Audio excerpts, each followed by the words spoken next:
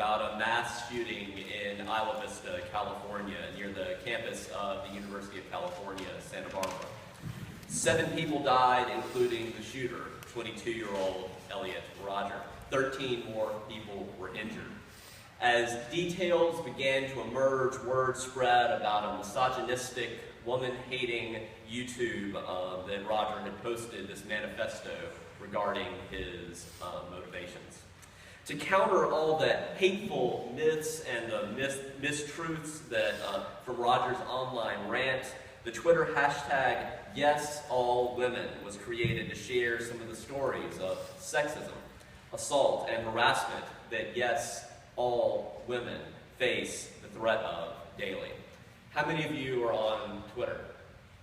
A few? Okay. Any of you retweet yes, all women? And all right, a few of those. When I checked yesterday, there had been a total of 2.3 million tweets in the past 30 days of yes, all women. I'll share just a few of them that were curated in a New Yorker article. Yes, all women, because I have a boyfriend is more effective than I'm not interested, because men respect other men more than my right to say no. Because I've already rehearsed, take whatever you want, just don't hurt me. Yes, all women.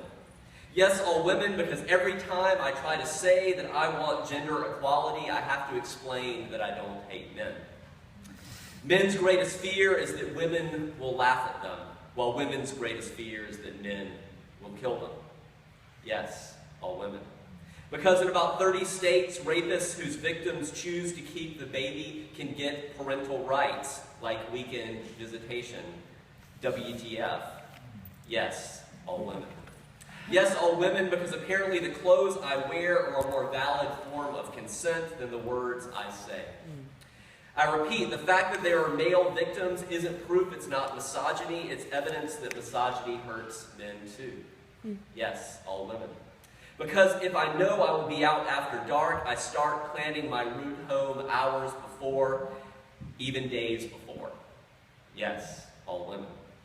Megan, my wife, has been following this story closely, and I wanted to have her offer our spoken meditation this morning, but she's been out of town this past week at a large gathering of English teachers brought together in Louisville each year to grade all the essay sections of the AP English exams that high schoolers across the country have taken this past spring. She texted me last night that she's graded about 1,500 essays in the past week. And she's definitely in the right profession because she's actually having a good time. It's not my idea of a good time. She feels like she's with her tribe. Since she couldn't be here in person, she emailed me a brief reflection that I'll share with you momentarily.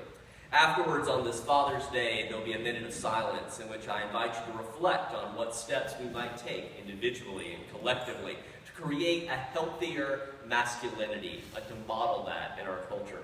What I'll be describing in this sermon as a feminist masculinity, a term I borrowed from bell hooks, as opposed to the toxic, entitled, wounded, patriarchal masculinity found pervasively in our culture, not just in Rodger's YouTube rants. For now, Megan writes that throughout my life, I, a completely average woman, have encountered men behaving weirdly and sometimes badly. This story isn't uniquely mine. It also belongs to every woman who learns to walk fast, carry her keys like a weapon, never put her drink down, never walk alone. Stay in well-lit areas, avoid eye contact, and is taught she can, superhumanly, fend off an attacker with a tiny can of pepper spray. I've not slept well since the news of Elliot Rodgers' horrific YouTube manifesto since it emerged, and I began followed by the rise of not all men on Twitter. A few days ago, I had to block a man whose idiotic tweets attempted to derail one of my pre-dawn #YesAllWomen tweets about marital rape and domestic violence statistics. Later, I found myself thinking about real-world microaggressions, similar to this virtual interaction. And by microaggression, I mean the small moments at school and at work where I had been bothered by men who sought to undermine my inherent worth, dignity, and autonomy. Put another way, these men have seen and treated me as an object. To name a few, there was the man who said, "Better run," and chased me down a hallway.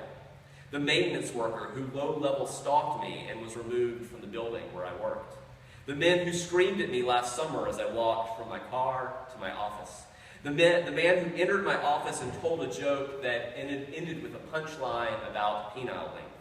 All this happened in red states and blue states, in the north and the south, in broad daylight, and often in front of other people. My experiences are sadly, truly commonplace.